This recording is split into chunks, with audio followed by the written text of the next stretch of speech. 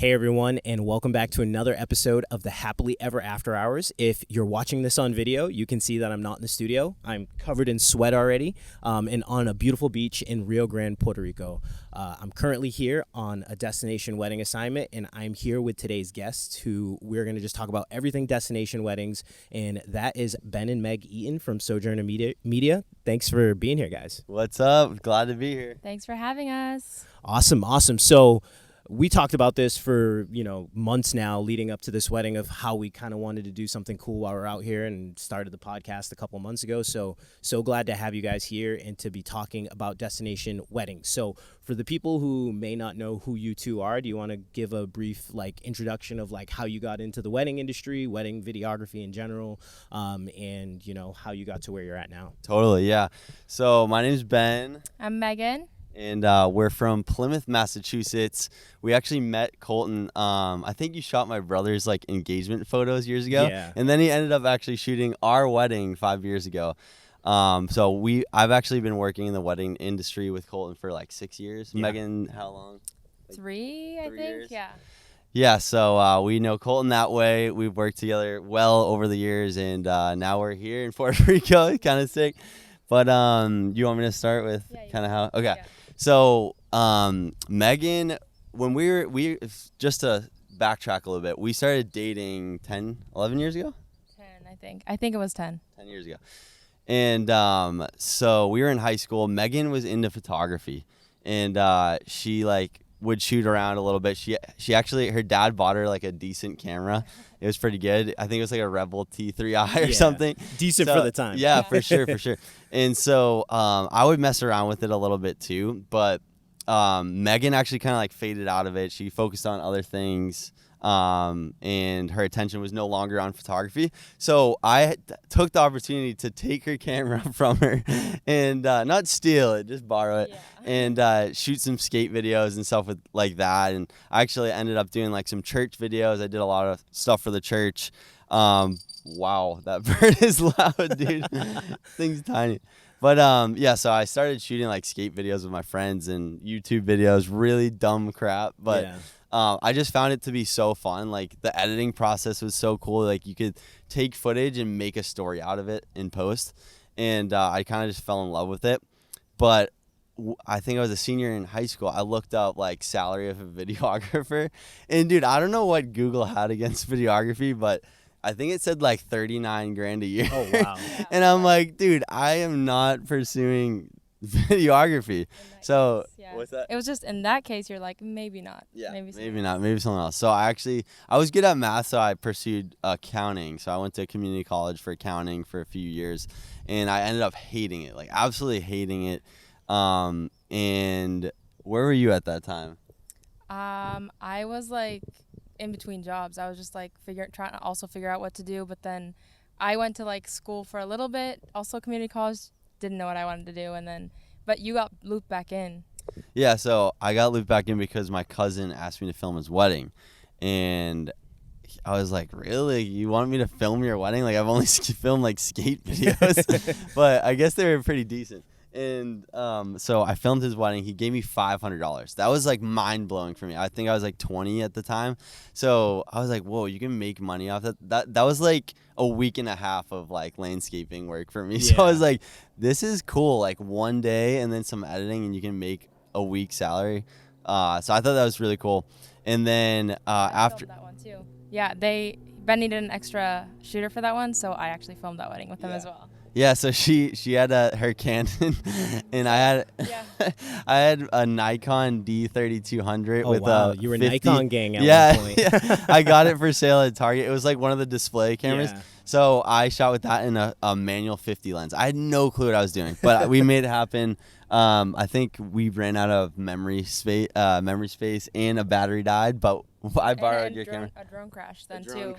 Oh wow. But the wedding video nonetheless was decent for your first ever. Yeah. So I They posted loved that. Yeah, they loved it. I posted that, and I think it got a couple thousand views on YouTube because wow. Yeah, I don't know why. I think just maybe the way we wrote it, but We ended up getting 7 inquiries from that. Oh, so wow. 7 wedding inquiries. Like I forget. I think they messaged me through Facebook. Yeah, it was all through Facebook, and, Yeah. and it was all just from that one wedding. And it was crazy because like it all came kind of like all at once, and we're like, wait, this can be a thing. Yeah. So It's wild. It's wild when it does that. I remember at points in my career where, I did your brother's like anniversary photos, I think it was. Yeah. And then from that one thing, like I shot your other brother's wedding, then I shot your wedding, and I shot Right. like 7 weddings in your friends group. So it's wild how like that one thing can be the catalyst to just like unlocking all the other potentials that Right. are down the road. I know, exactly. It's like a snowball effect. Yeah. It just keeps rolling. So it was where I didn't think I would go into the wedding industry at all. Like I had no intentions, but when I saw that, there was money to be made and that I had fun doing it, I just pursued it. So we did those weddings.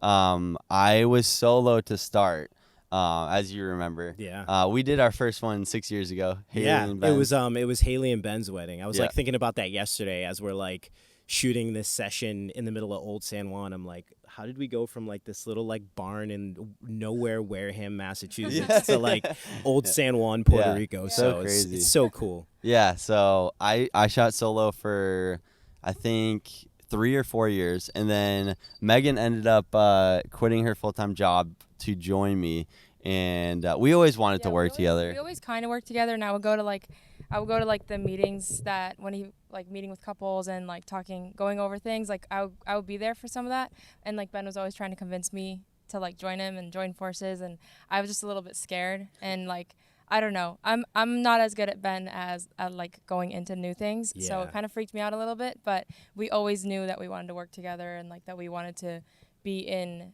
whatever industry together. We always just knew we wanted to be like on the same schedule and be able to work together no matter what. So it just worked out. And it worked out too, because like at this point now you guys were already married. Yeah. Living together. Yeah. And it's like you see Ben going off every weekend and you're Yeah. at home and you're like, I could Where's be like going Ben? and having fun with my husband. I know. So it was cool that you guys like made this launch. So Yeah. last year you made the jump from it just being, what was it, Ben Eaton Creative? Yeah, Ben Eaton Creative to now we're Sojourner Media, and Yeah.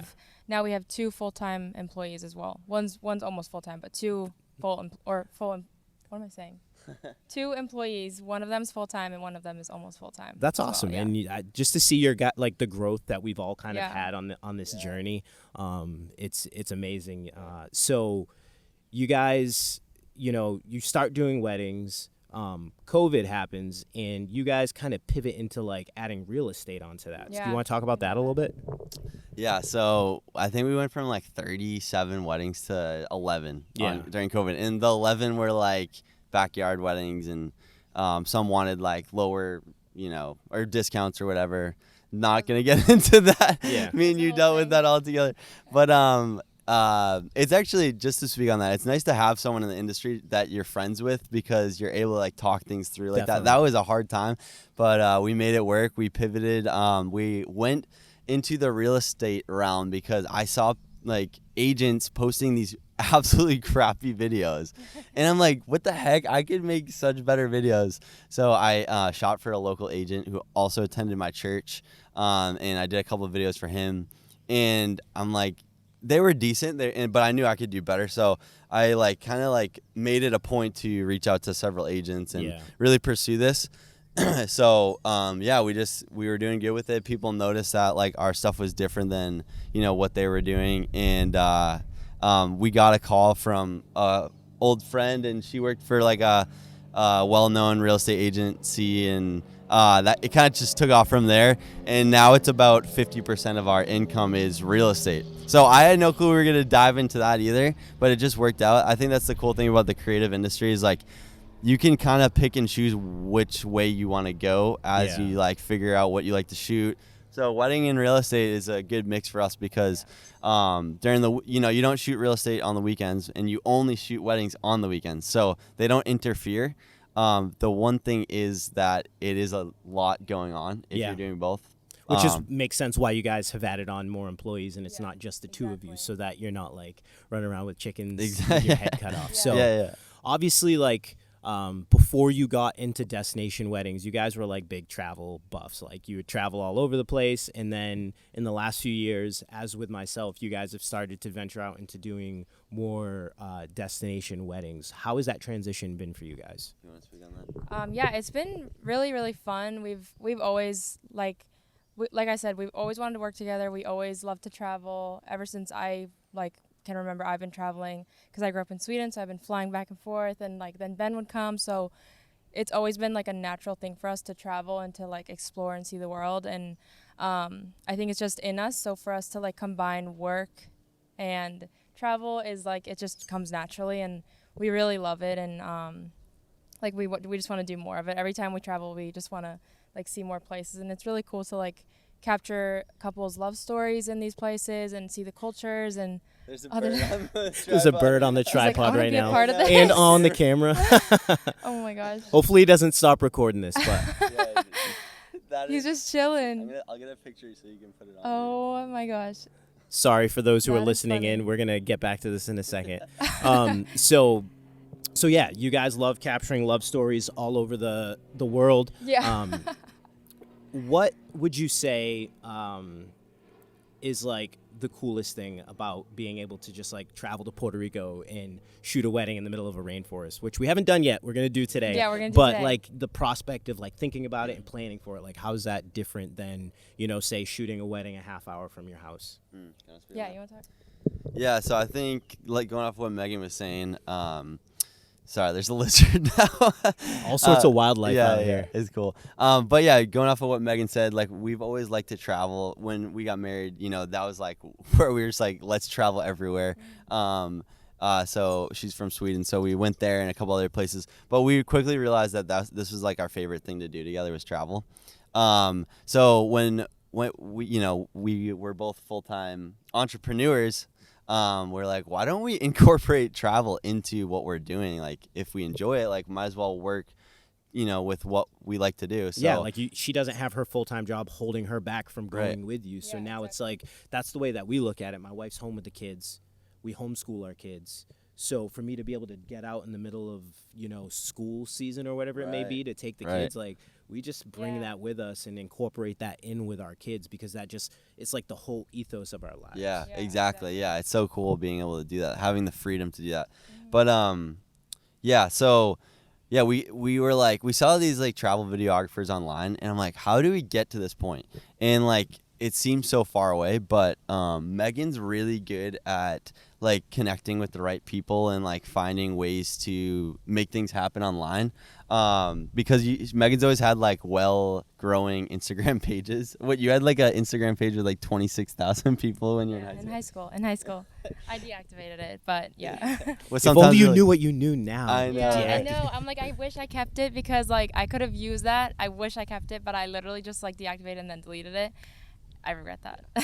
But it was a good move for the time, so Yeah. it's all good. So it seemed like pretty impossible to me, but Megan kind of just like hammered away at like writing to different people, and slowly but surely we got one, and then we got two, and then like over the course of 2 or 3 years, like, now we've done like 10 to 15, and it's like just growing and growing. We're getting more inquiries coming in, and we're like, this is what we want to pursue because it's just so fun. But the one thing about, I know we're going to get into this later, but the one thing about travel destination weddings is it takes more time and it takes more energy, it takes more effort. You have to love to travel, Yeah. like essentially to do it. Yeah. People call me a little crazy for doing it because I do it with 2 little toddlers. Right, And nuts. I don't know what's going on with airlines lately, but we had a 4-hour delay. So to have a travel day that was supposed to be like 7 hours turned into like a 13-hour Oh, day, rough. just it compounded and Yeah. it could be tough. So you got to be built for it a little bit, Totally. Can you tell me what makes destination weddings so special for you outside of like your love for travel? Yeah, do you want to talk on that? Or do you want me to? Yeah, you wanna?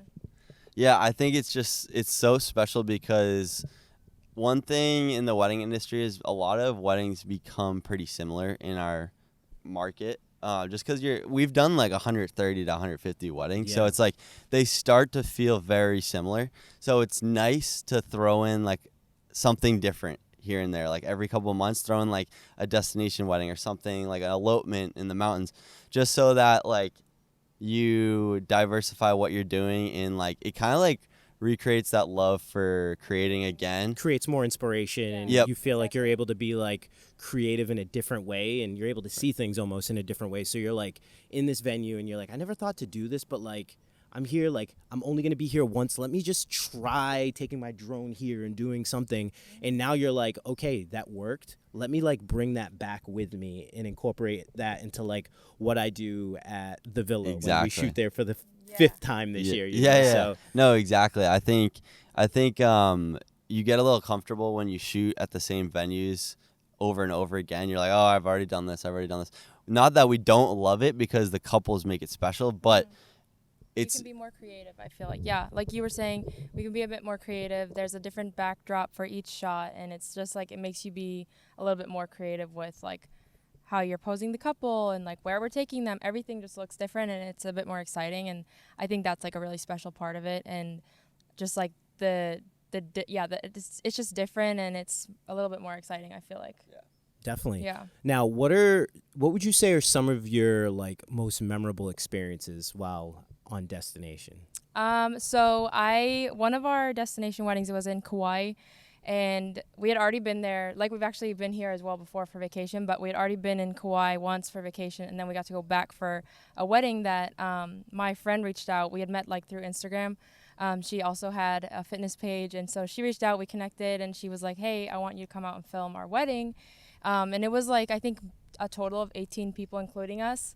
And it was really memorable because like the day before the wedding, I think in the morning, we went on a big hike to like a waterfall. We all jumped in, we filmed that, like did a bunch of stuff. And like, I think we got to like, it felt like we were kind of part of like the bridal party, because the only other people there was like the best, or I think it was like two or three of their friends and us. And it was super fun because we got to like be a part of their whole experience.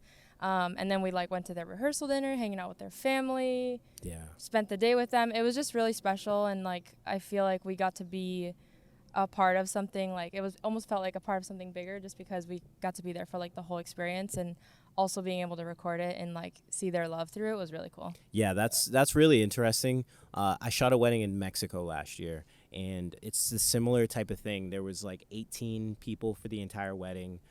We got to the venue a few days before like the family flew in, and the bride and groom were there. So I'd already like been building a relationship with the couple like via email and text messages leading up to the wedding. We get there, it's like the day after we arrive, and the bride reaches out and she's like, hey, what are you guys doing? Like, we want to go grab lunch with you and your family. So like we grabbed lunch. We found out that we had like all these like weird similarities of like both my wife and the bride had gotten sepsis at one point in life. So like they connected on like a deep level, because they almost died. Like it was just like one of those things where you're like, I've never met somebody who went through this, and like all these different things started to line up. And like by the end of it, we had like such a close relationship that they were like one of the first couples that I've ever done like a showing party with. So like everybody who was at the wedding, once the gallery was delivered, we went to the bride's house.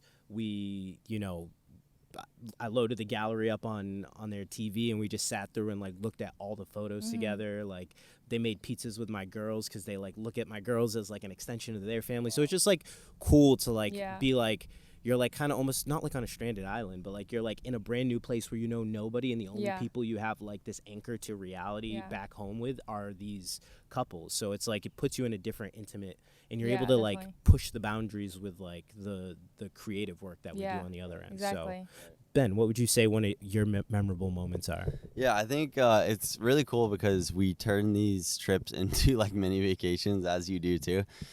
So it was just really cool because we had a friend in Florida reach out, and he's like, hey, one of my best friends is getting married. I want you to come and film it. So they ended up hiring us, and we stayed at St. Pete's Beach and made like this whole like it was our 5-year anniversary that week. So we made it into like a trip. We went scuba diving, we did a bunch of cool stuff, and then we got to film this beautiful wedding. It was actually their first time kissing at the wedding. Wow. That was the first one I've ever done. Have you done anything like that? I don't think so. Yeah. Really sweet. So yeah, it was really unique and cool and beautiful venue, and it was just good like being able to hang out with my friend that I haven't seen in like 3 years. So yeah, I just love how these trips turn into like vacations almost. Yeah. It's like you're grinding, but you're also like enjoying it and like just refreshing yourself, and Yeah, especially with the way that the wedding season's been this year, it's nice to like take the beginning of July, which is my month off pretty much from weddings. I shoot a wedding when I get back, and then I have like 3 weeks off of weddings. Oh, nice. So it's nice to take this time to like be in the sun, lay back, like all my emails are on pause. Like my focus is the couple here, and then once their wedding's done, like this ocean behind me, I'm gonna be in that for like the next 3 days. So yep, exactly. It's just a really cool experience. And I mean, like, when else do you get to like go out and also film a podcast like on a beach at a beautiful resort? Yeah. Right. So And also, I would say like another memorable one. Obviously, like we're here right now, and the fact that we have been working together for 5 years for you guys? I would 6 say years. 6 years, yeah. And like you shot our wedding, and now we're here shooting this wedding together. Yeah. That's really memorable for me. Yeah. This one for sure. This one for sure. it is, because I feel like we've talked about it for so long, Yeah. and there were all these opportunities where we like tried to like, hey, check out my friend who's a Yeah. photographer. Hey, check out, and like it just didn't work I out. know. And this one just kind of like the stars aligned for us, Yeah. and God made it happen. I know. So Yesterday when we were in San Juan, I'm like, wait, this is crazy. We're pulling in. I'm like, Colton and Katrina are here too. Like, we're not the only ones here and like meeting up with this couple, which that's exciting in and of itself. But I was like, wait, we're not the only ones here. Like, Yeah. we're here together. yeah, it's so cool. And being able to shoot alongside you like we do normally, like elsewhere, is like very unique. It's really cool. Yeah. Yeah, so I love it. Excited. Awesome. So what would you say are like the unique challenges of shooting a destination wedding? Because I know for me, it's like I have this like absurd size Pelican case at home that I could never carry on with me, and I would never fly on a plane if I couldn't have my camera like within 5 feet of me, or my cameras, I should say.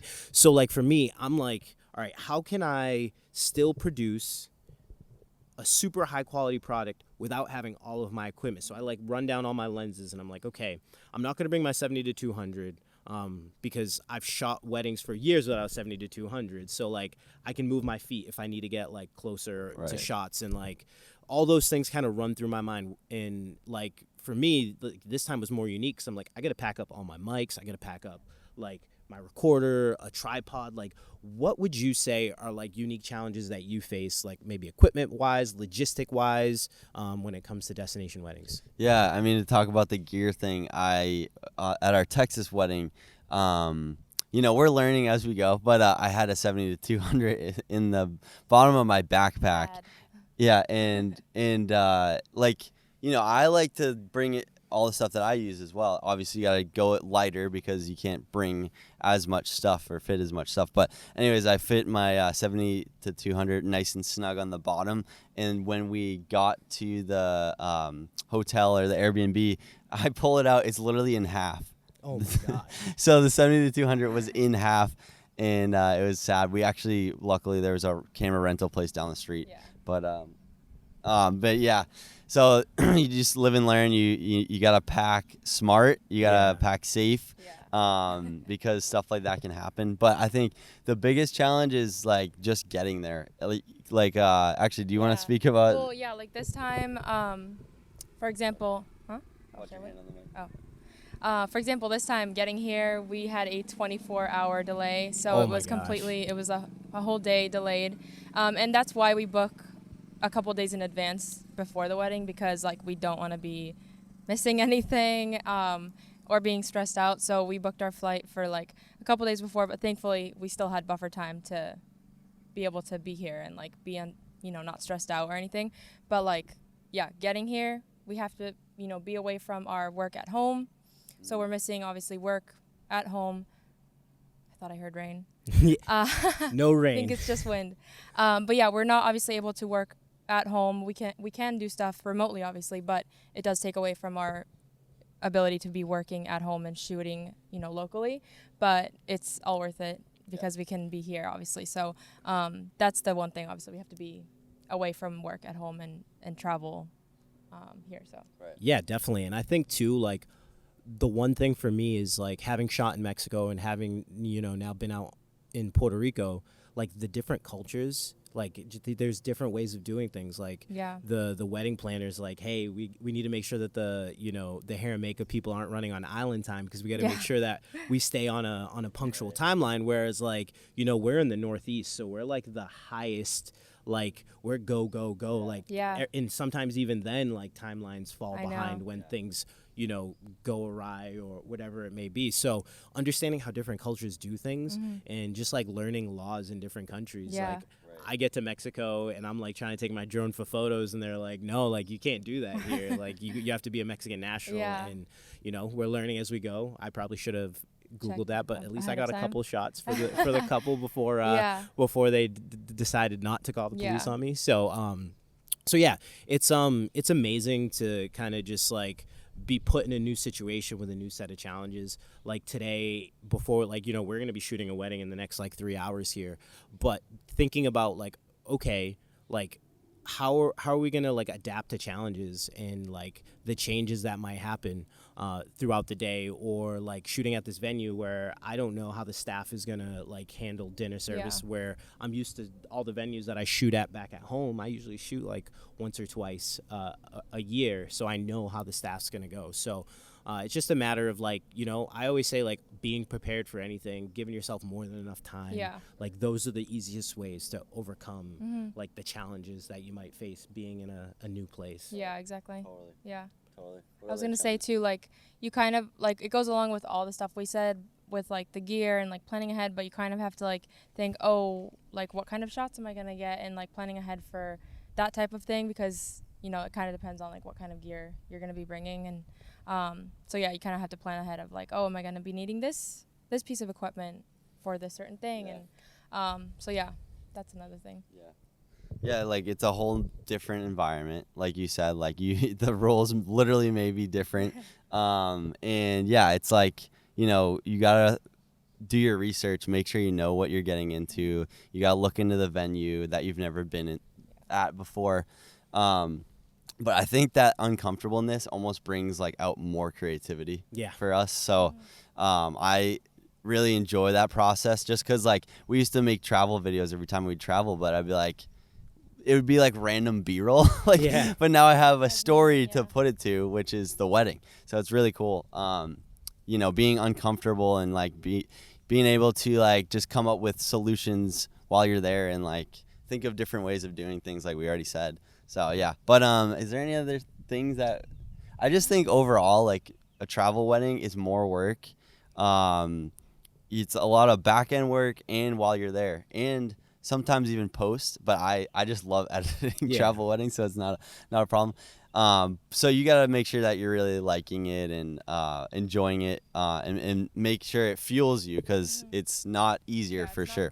Exactly. I know like tons of people who get into photography and they try to get into the wedding photography industry, and they're like, I love photos, but like I will never be at a wedding because it just doesn't, there's nothing in it that does it for people. And I feel like there's been different milestones in my life that has changed my passion and the reason why I do things. Like once I started having children, and I see like the emotion that parents and children have on a wedding day, like being able to be a part of that for somebody else, knowing that someday down the road, like there's going to be somebody capturing those moments for my child, and I would want them to be like as passionate about it as I am, fuels me to like, it's more than just the bride and the groom. There's the bride and the parents, there's the groom and the parents, there's, just so many different factors that go into it. Like everyone has different life stories. Maybe there's just like this role model that filled in the place of like a parent for that person, and on that wedding day, like it means so much because like that person saved them from like a really dark time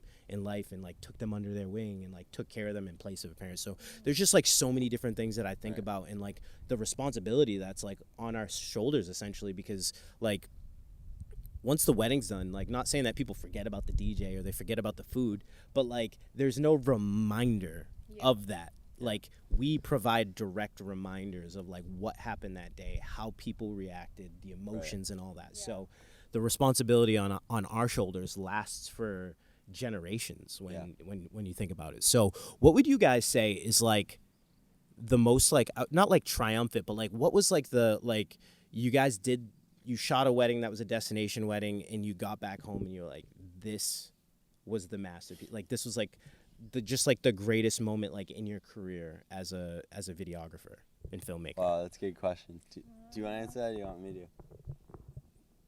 Let her think. You answer. Yeah. Okay. So there's kind of like two parts to that. Obviously being here is like unreal with Colton and Megan, and it's just like so surreal. But I think coming home from a wedding was definitely the Kauai one, because that the fact that we got to Hawaii to do a wedding, like me and Megan just got home, where like we were paid to capture a beautiful wedding on a beautiful island for our job. Like, what? That's insane. Like, it doesn't make any sense.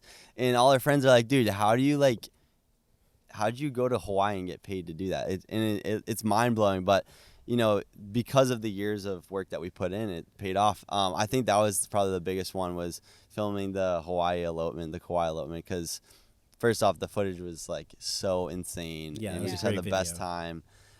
So I would say probably that. But like, I think another milestone in our career was one that wasn't a travel one. We showed up to this venue, and at this point, like I think this was 2 years ago, but it was the one in Cohasset. We show up and we're like, what's going on here? The couple literally built a full venue, like with a massive tent on the beach, this private beach, and it was like, you know, we're going from this caliber, this level wedding, like of filming. How would you say that? Like this caliber to this caliber, and we were like, oh my gosh, this is insane. So I think like, you know, the price bracket of that just like was so much different than anything we filmed before, and we're like, okay, like people are starting to realize that our work is pretty good. So I think that was like another milestone to the Cohasset one. What about you, Colton? It's hard because for a long period of me running this business, I worked a full-time job doing product photography for a company, and you know, I'm going to be going on my 10th year next year of running this business. 10 years. And I was running a full-time wedding business, doing like 30 weddings a year alongside working a full-time job for 4 years. So like in 2018, I was doing enough weddings to quit my full-time job. But because of just like my wife and I's background, like we had some debt that we had to pay off from like going to school and not having any help, and just like all these things where I was like, I know it wouldn't be responsible for me to like quit my job and like do this business without the security. In my mind at the time, I thought like without the security of like the full-time job to be able to pay this debt down and the business to kind of like be the vehicle for all that. So for a while we like paid off debt, and then I had children. I just kept having all of these fears of like, maybe I'm never really going to be able to take this full time. So I think the first wedding season that I went full time without a full-time job was like the biggest triumph moment, just because of like my life history, to know like I've built something that I can look back and show my children. Like, do you remember like all those years like I got to take us like to Puerto Rico, to Mexico, to Texas, to all these different locations because of the work that, you know, was put in by your parents to be able to get you to this point. So I would say like the biggest like moment for me was last season was my first season full-time without a full-time job. So Congrats, I'm not dude. working. That's I huge. wasn't working 100 hours a week, which like was not sustainable for anyone. And we were flown out to Texas, and we were just like driving through the hills of Texas, and there's just like cows everywhere, and like it just was a different thing. And I like looked at my wife and I was like, this is the moment that we worked so hard for all those years. Like this is that moment. And like don't like let's not like lose the moment. Like kids in the back seat enjoying themselves. Like my daughter loves Little House on the Prairie, and we like stayed at this like Airbnb that was like a barn dominium. So like every morning we woke up, there's just like wild horses and like donkeys in the background, and she literally thought I got it because she like we were telling her like we're gonna stay at the Little House on the Prairie. So cool. it was just like that's like the highlights for me there. And like getting home and being like, wow, like I don't have to go back to work tomorrow. Like, well, I do, like running the business, but I don't have to go build somebody else's dream. So that was definitely it for me. So to like tail end out of that, right? So what would you guys say is like logistically, like the most difficult thing shooting at a destination, because like we get so familiar with venues, like we know how to like do things, we know where the great spots are in the back of your hand. Like, is there like research that you guys do prior to the wedding to like get yourself familiar with the location or whatever it may be? Yeah, so when we get an inquiry for a destination wedding, what we'll do is, okay, there goes the GoPro. Should I double check the exposure on that real quick? No, it should be fine. Okay. So what we do is we will go online. We'll price out, what are costs? What are costs for flights? What are costs for Airbnb and car rental? And so we'll build out a custom quote for them, and then we'll give them a few options from that. And if they move forward, then we have to do prep work with looking into the venue. Maybe there's if it's an elopement, then you got to really be cautious of like permits and stuff, like permits and where you're allowed to go, where you're allowed to, if you're allowed to bring a drone, all that stuff. If we're allowed in this area, like, yeah, because there's a lot of things you see online and you're like, oh yeah, we'll just go shoot there, and then it's like, well, actually you're not allowed there, or oh, you need a permit, or yeah. So and I think doing some research beforehand to figure out like where we can shoot. Yeah, and I think just traveling in general like helped us realize, like we showed up to Kauai for the first time when we went alone, and we were like so hyped to go to the Nepali coast, and we get there and they're like, yeah, you need a reservation. We're like, what? We're like, we'll do it right now. Send us the link. They're like, it takes like a couple months. We're like, what? Like, no. So like, just like, you got to be on top of that stuff. You got to make sure that your flight's a day or two early. We do 2 days early because we want to be on site like 2 days early, because like we already talked about, the delays, like it's risky. So we just like to plan ahead and like just have extra time for stuff, because you never know what people are going to be like on the island or wherever you're going and how things run. Yeah. So definitely a lot of planning ahead, for sure. Yeah, and to go back on the pricing, just for like people who may want to get into this, I think it is smart to give the couple like a base price, or like a price that covers everything, so that they don't have to worry about like booking a hotel for you, booking this and that, because that's just adding more stress to them. So if you just give them a flat rate price, and make sure that you're not screwing yourself over. Like, don't get like a absolute disgusting like motel. Like, but don't also go like the King Resort Suite. Like, get something like that's moderate and that's gonna make sure you get your job done. And safe. And I think giving that base price, saying like, here's what it's gonna cost, makes it a lot easier for them. Yeah. Definitely, and easier because for you. Back to your point, like you don't want to get somewhere that's like in the middle of like some random city in Puerto Rico that's not safe, that you haven't done research on, and you like, we're just trying to get the couple the best price, and then you show up, you go out to get dinner, and you come back and your gear's stolen. So you can't even shoot the wedding that you gave them a really great price on. So it's like finding that balance, you know? Yeah, so we'll price it out. They'll accept, or hopefully they do, right? And then we got to do the prep work on like where we're going, how we should shoot it. What would be the next step there? I think just communication with the bride and groom. It just takes a little bit more effort than your traditional wedding, because, like I said, it's a new place. You're uncomfortable with it, and but yeah, I think those are just getting there is like the biggest challenge. Yeah. But I mean, it all works out in the end. Yeah, whenever I land for a destination wedding, I feel like the text that like the bride gets from me is like she's like, okay. Like the hardest part is over. Is like, my photographer's here. Yeah. I know that my wedding's at least gonna get shot as long as they don't get like detained or whatever craziness may happen. So if you could like give somebody who's looking to get into destination videography some advice, like what are like the 3 things that you would tell them to do in order to get to a place where they're like bringing in that clientele? Do you wanna? How about you talk about like how to get the client? Yeah. So what we do is like we try to market ourselves online, obviously, like as destination wedding videographers, and like sharing like the importance of videography, and like we have, our wedding video to say like this, we love our wedding video, we're so glad we have it, obviously alongside photos, but it's different. So marketing ourselves online, saying like, we can do this, we offer this, we can travel, like we'll be anywhere that you want us to go, we'll be there.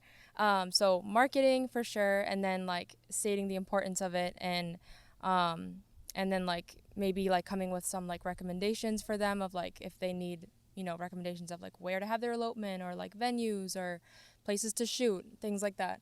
But yeah, and then obviously once you've gotten a couple under your belt and like you've shot the weddings and you've shot those elopements, like you can obviously keep marketing and saying like, hey, I've already done this. I know how to do it. You can trust me, and you know, we got you. So I think that's like getting the client and like securing them. And yeah, just like marketing ourselves as wedding videographers for destinations is like obviously the first step. Yeah. And then I'd go far enough to say that it's almost smart to do a few for like almost for just travel. Like if they can cover your travel, you shoot it, you get the experience, you're building your portfolio, you're having fun, and you get to see what it's like. I think that's the best way to get into it, is do a couple just for travel costs. Not flight, do it for travel costs. Do it for your hotel, your flight, and a car rental. Yeah, and maybe you don't want to be going into debt just to say, hey, I did this. Like maybe you do, but like we don't recommend. You still need to be like, you know, paying your bills and stuff, and not going into debt. So like at least covering travel costs and saying like, hey, we'll do this in exchange. Travel costs meaning like Airbnb or hotel, flight, and then, you know, a car. Yeah, and always make sure it's for like 3 days, like the day before, the day of, and the day after. That way you can because you need that time to like maybe location scout. Like yesterday, I went to the rehearsal because I wanted to make sure I could get an idea of like where I'm going to be doing things, because I don't have a second shooter out here today, so it's all on my shoulders to get everything done. So you know. With that being said, I would also piggyback and say that it's also good if you want to get into this industry to make sure that you're putting out high quality content. Because in a high quality product, because couples, like, you can't just pick up a camera and be like, I'm a destination photographer or videographer. You've got to show them that not only do you do work, but you do exceptional work, that you're worth flying halfway across the world to shoot their wedding. So if you're at a place where you're still struggling to just get clients locally, like, start doing killer jobs for your local clients, and you're going to get that email that's like, hey, we want to shoot a wedding, or you know somebody that's like, hey, I've got a friend that's getting married in Mexico, and then that's where you shoot your shot. Like they say in basketball, you miss 100% of the shots you don't take. So if you got a friend that's talking about a friend who's got a destination, be like, hey, go tell your friend, I will shoot their wedding if they just pay to fly me out there. I've seen it happen. I've seen it work. So can I add one more thing to that? So I think the number one reason why people book a destination photographer or videographer, because a lot of my friends are like, dude, why would someone pay you to go to their area or where they're going when they could just get someone local? And I'm like, that's a good question, but I think the reason is because they want to pay someone that they can trust to do the job, that they know is going to create a good product, and that they know is going to be on time, that they know the group that they're with, the people that are attending, are going to enjoy being around. I think all that together, like being able to trust a photographer or videographer, knowing that they're going to do a good job, is like number one reason why someone would fly them out. Yeah, I think 90% of my destination inquiries come from me being at a wedding and like someone in the wedding party being like, dude, you've been killing it all day. Like, do you travel? And I'm like, of course I travel. And then I get an email from them or an inquiry from them in like 3 months, because they're like, oh, I'm going to be asking her in like 2 months to marry me, but I know that we've always talked about a destination wedding, and then it just kind of ends up that way. So that's definitely huge. But I do think we're running low on recorder battery here. So I don't want to lose the podcast in the middle of this great conversation. So if guests are looking to find you, or, you know, look into your work, where can they find you guys? You can find us on Instagram at Sojourner dash, is it dash, right? Hyphen, the line. Oh, Instagram, Sojourner.media. Oh, dash was taken. Yeah, it was taken. Never mind. Sojourner.media is our Instagram, and you can find us on there. You can also look us up on Facebook, Sojourner Media. And your website is Sojourner-Media. Yes, exactly. Colton knows. I refer you guys so much, it's like ingrained in my brain. I always just forget if the slash or the dash is what they're called. Yeah. I don't know why. It's a thing that I just can't get it through my head. Hey, but yeah. you're from Sweden. Exactly. I'm foreign. I'm not a U.S. American. Awesome. Well, this was so great. I know we have a wedding to shoot in a few hours, so Yeah, we're so we'll wrap this up excited. here. Like I do in every podcast, I'm going to do my shameless plug. If you are a wedding photographer or you know a wedding photographer that is looking to level up their business, I do offer my Pathway to Full-Time Photography course. You can find all that information out on my website if you go to coltonsimmons.com/education. And you know, I have a link in there. You could book a call. We can kind of see where you're at and kind of help you, you know, see if you're a good fit for the program and bring your business to the next level. So guys, this has been great. I know this is only the beginning for us here in Puerto Rico. We're probably going to go grab some dinner tomorrow night too as well after the wedding. So thank you guys so much for being here. Thanks for having us. Yeah, thank you so much. You're welcome, guys. And for everyone else, I look forward to seeing you guys in the next episode. Peace out. All right, cool.